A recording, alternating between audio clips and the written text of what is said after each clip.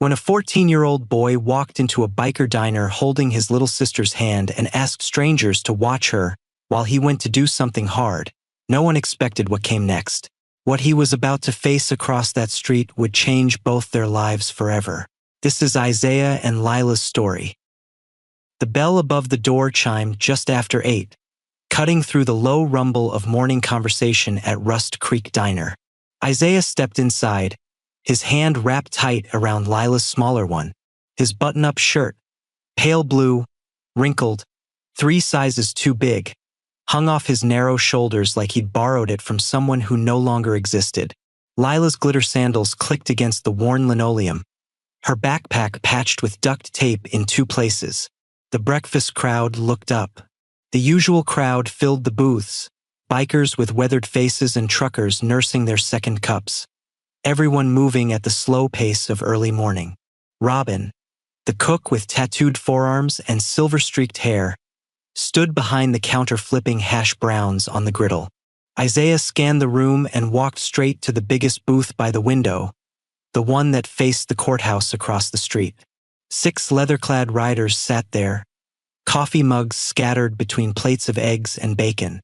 "Excuse me," Isaiah said. His voice cracked slightly. He cleared his throat and tried again. "Can someone watch her for a bit? I have to go do something hard." Conversation stopped. A fork clinked against a plate. Ted, a barrel-chested man with a gray beard and kind eyes, leaned back in his seat. "Hard like what, son?" Isaiah's jaw tightened. He nodded toward the tall brick building across the street, its columns stark against the morning sky. "I have to testify today." He looked down at Lila, whose face was partially hidden behind his arm. "But she gets scared when I'm gone." Robin set down her spatula and walked around the counter. "Testify? How old are you?"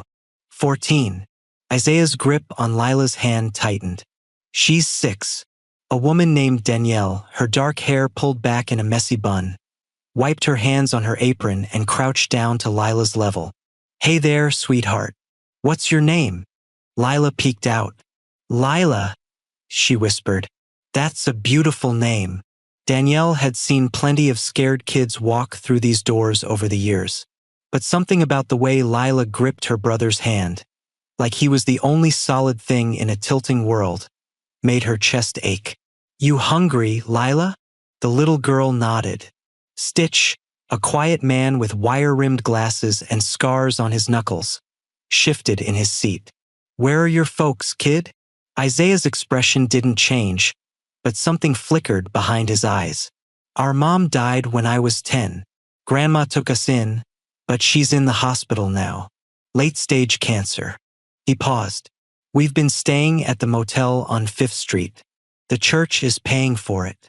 "What about your caseworker?" Robin asked. "She called out sick this morning." Isaiah's voice was flat, rehearsed. "The hearing's at 8:30. It won't wait." Ted exchanged a glance with the man beside him, Marcus, whose leather vest bore patches from a dozen states. "Who were you supposed to go with?" "Our temporary guardian. But she's not coming." Isaiah looked at each of them in turn. "I remembered this place. Last winter, someone here gave us hot chocolate when we were waiting for the bus in the cold. I figured—" He stopped, swallowed. "I figured maybe you'd be okay." The silence that followed felt heavy. Robin straightened up. "You walked your sister here because you trust us more than the system?" Isaiah nodded once. Danielle stood and gestured to the booth. "Lila, honey, why don't you sit right here with Ted? He makes the best napkin animals you've ever seen." Ted blinked, then recovered. "That's right. You ever seen a napkin rose?" Lila shook her head, her eyes wide. "Well then, we've got work to do." Ted pulled out a paper napkin and began folding. Isaiah knelt down in front of his sister. "Lila, I need you to stay here and be brave, okay? I'll be right across the street. You can see the building from the window." He pointed. "I won't be long. But what if nothing bad is going to happen?" Isaiah's voice softened in a way that suggested he'd said this many times before. These people are going to keep you safe, and I'll come back. I promise. Lila's bottom lip trembled, but she nodded. Isaiah stood, his face tight with the effort of not breaking. Thank you, he said to the table. Then he turned and walked out the door, his too big shirt catching the wind as he crossed the street toward the courthouse. Silence blanketed the room, like when strangers realize they're standing at the edge of something that matters. Then Stitch got up and walked to the counter. Robin, you got coloring sheets back there? I'll check. Danielle slid into the booth next to Lila. So, Miss Lila, how do you feel about pancakes shaped like teddy bears? Lila looked up at her, uncertain but hopeful. Really? Really? Danielle winked. Extra syrup? Lila smiled. A small, cautious thing that hadn't been there before. Across the street, through the tall windows of the courthouse, Isaiah disappeared into the building. The bikers watched him go, coffee cooling in their mugs, a strange weight settling over the table. Ted finished the napkin rose and handed it to Lila. There you go, darlin'. Pretty as you are. She held it carefully like it might fall apart. Marcus leaned over to Ted and muttered, That kid just walked into hell. Ted didn't look away from Lila. Yeah, but he walked out first to make sure she'd be okay. And so they waited, a table full of strangers who'd just become something else entirely. Inside the courthouse, Isaiah sat in a wooden chair that made him feel like a child playing dress-up. The room smelled of floor polish and old paper. His stepfather, Douglas Brennan, sat 20 feet away at the defense table, jaw clenched, eyes forward. Isaiah could feel the weight of that stare even when it wasn't directed at him. The prosecutor, a woman named Angela Reeves with sharp eyes and a gentle voice, approached the witness stand. Isaiah, I know this is difficult. Take your time. He nodded. His hands were shaking, so he pressed them flat against his thighs. Can you tell the court about the night of March 14th? Isaiah's throat went dry. March 14th. Lila's birthday. The night Douglas came home angry about something at work and found Lila's birthday cake on the kitchen counter. The night Isaiah learned that standing between his stepfather and his sister meant wearing long sleeves for 2 weeks. He was drunk, Isaiah began, his voice barely reaching across the courtroom. The words tasted like rust in his mouth, years of silence finally breaking apart. Lila had left her toys in the hallway. He tripped, started yelling. And then, Isaiah closed his eyes. He grabbed her arm, hard. She was crying. He stopped, forcing the words out. I told him to stop, and he turned around. Back at the diner, the clock above the counter ticked past 9:30. Lila had finished her teddy bear pancakes and was now working on her third napkin creation with Ted. This time, a swan. My brother makes paper airplanes, Lila said quietly, folding a corner with careful precision. Does he now? Ted's voice was soft. Really good ones. They fly all the way across our motel room. She paused, her small fingers stilling. Do you think he's okay over there?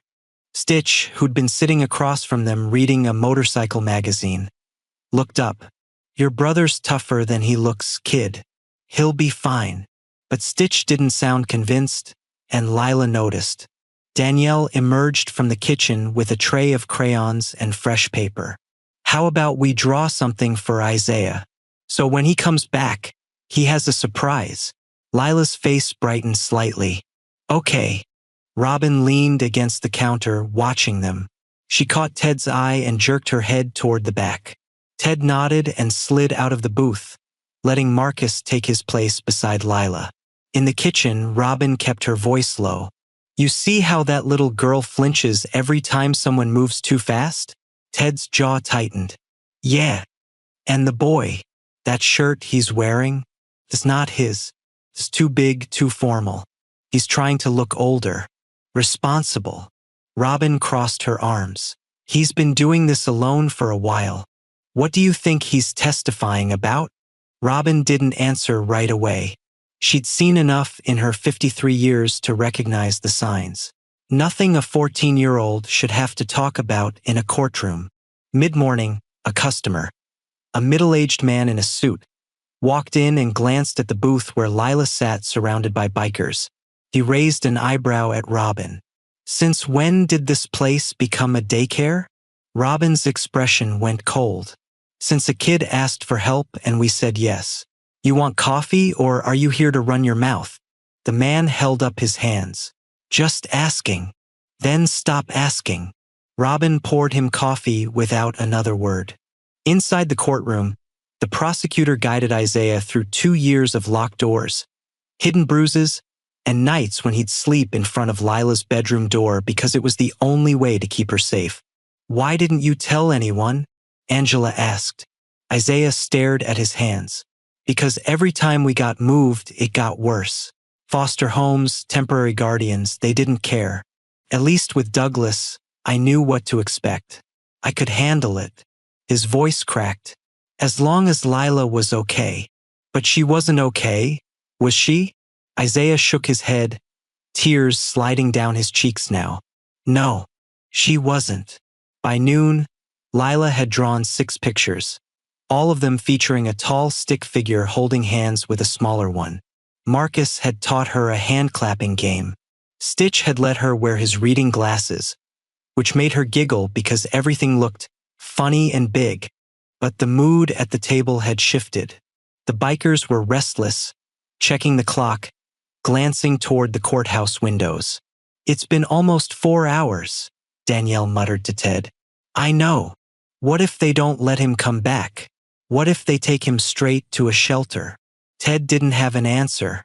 Nearly 4 hours later, the bell above the door chimed.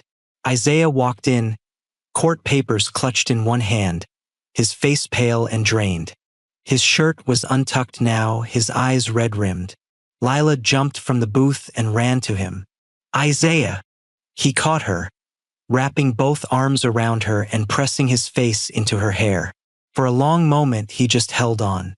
When he finally looked up, the entire diner was watching him. Danielle approached slowly. You okay, hon? Isaiah nodded, though it was a lie. He held up the papers in his hand. They're placing us in a foster shelter tonight. Temporary. Until they figure out what's next.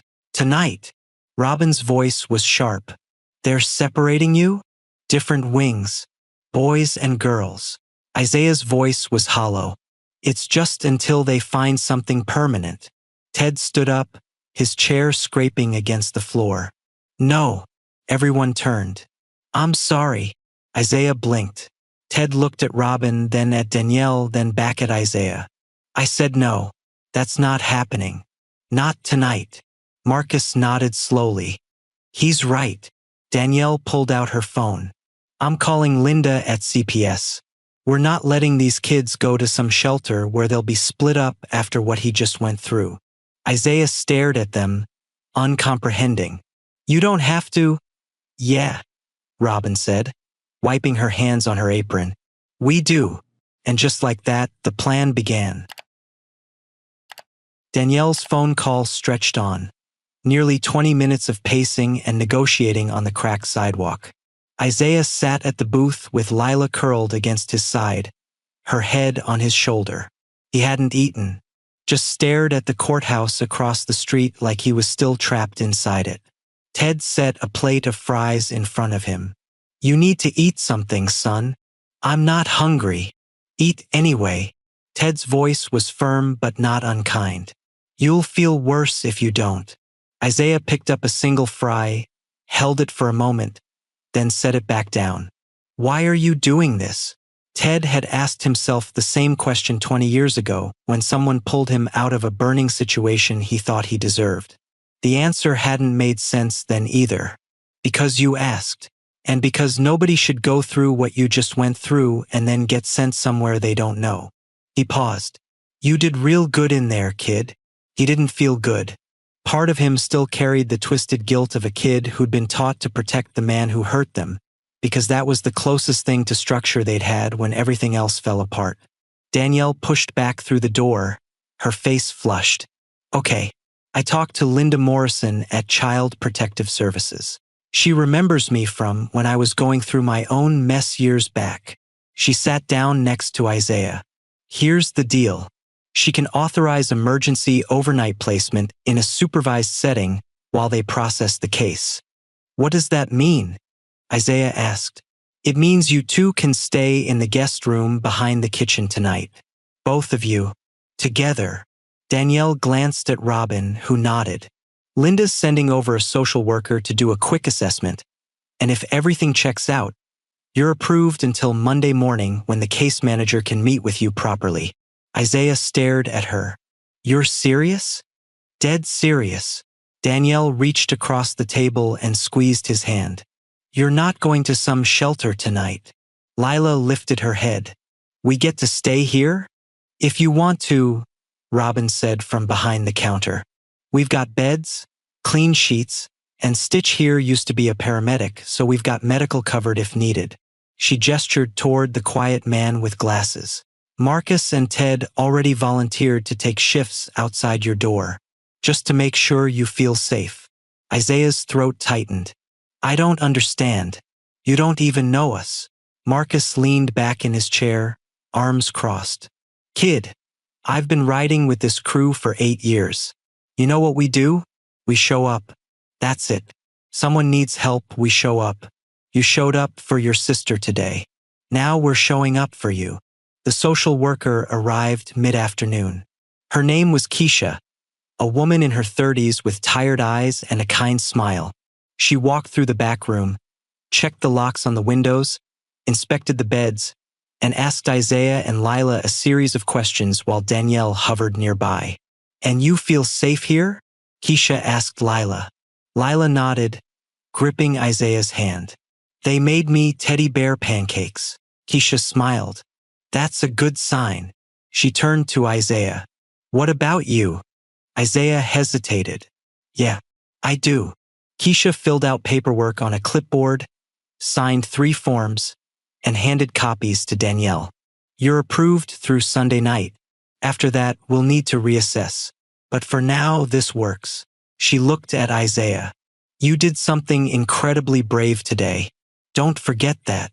After she left, Isaiah and Lila stood in the small guest room staring at 2 twin beds with quilted blankets and pillows that smelled like lavender detergent. There was a dresser, a lamp, and a window that looked out onto the alley behind the diner. It's nice, Lila whispered. Isaiah nodded, but he couldn't speak. He'd lived in houses before, real ones, with his mom singing in the kitchen and grandma's lavender lotion on the hallway table. But those places felt like memories borrowed from another life. After their mom died, Grandma had held everything together as long as she could, but when her health broke, the system sent them bouncing between spare bedrooms and unfamiliar couches. Sometimes that meant nights at Douglas's place because he was technically still listed on old paperwork, even though he'd stopped being safe years ago. Isaiah had learned to survive those stretches, to shield Lila as best he could, but none of it had felt like family. Not in the way the small room and the people waiting outside its door somehow did. That night, after Robin closed the diner at 9 p.m., Danielle brought them turkey sandwiches and apple slices. Isaiah managed 3 bites before his stomach rebelled.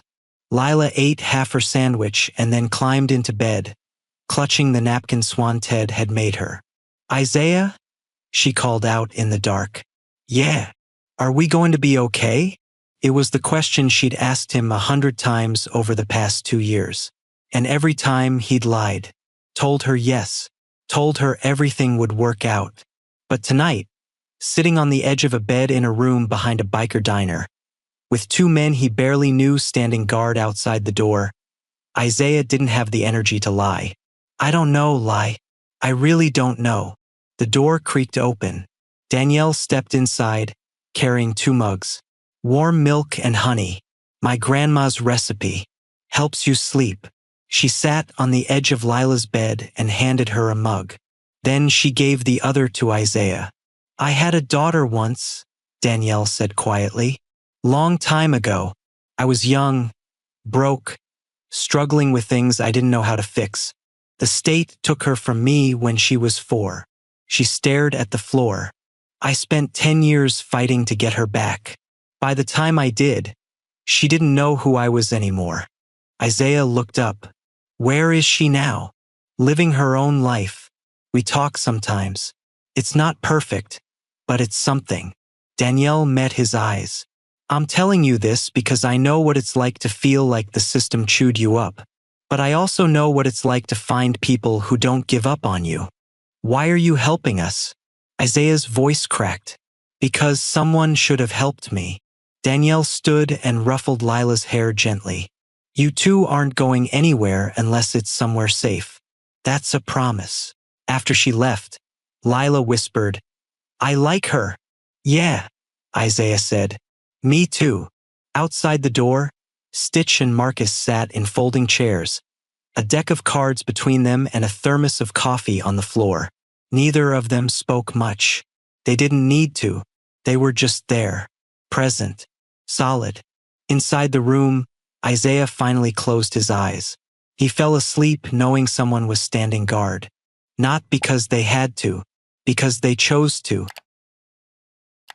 3 months later, Isaiah sat in the same booth by the window, a stack of GED practice books spread in front of him. His handwriting filled the margins of a math worksheet, equations he'd taught himself between morning dishwashing shifts. The too big button-up shirt was gone, replaced by a plain gray hoodie that actually fit. His hair was longer now, brushing his collar.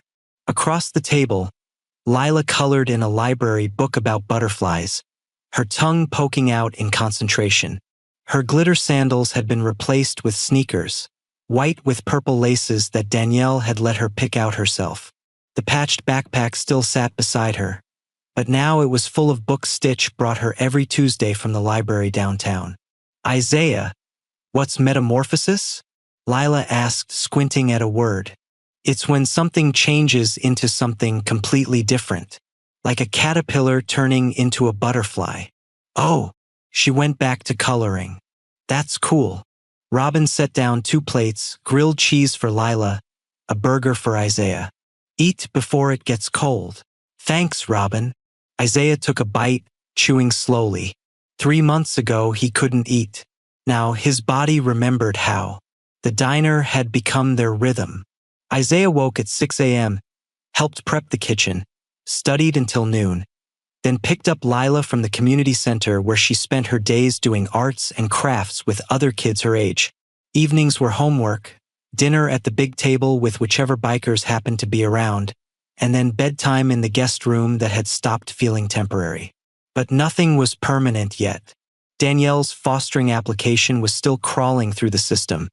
An endless parade of paperwork, visits from social workers with clipboards, and phone calls that always seemed to promise soon. The caseworker called it processing. Isaiah called it waiting. Ted slid into the booth across from him. How's the algebra coming? Slow, but I'm getting it. Isaiah tapped his pencil against the page. Test is next week. You'll pass. You're smarter than you give yourself credit for.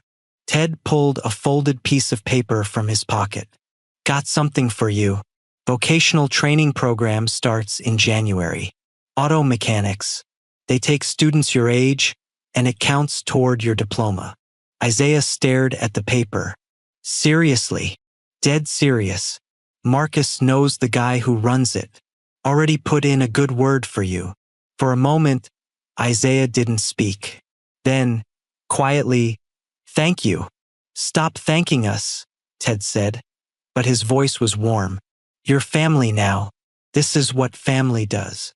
The word settled between them, family.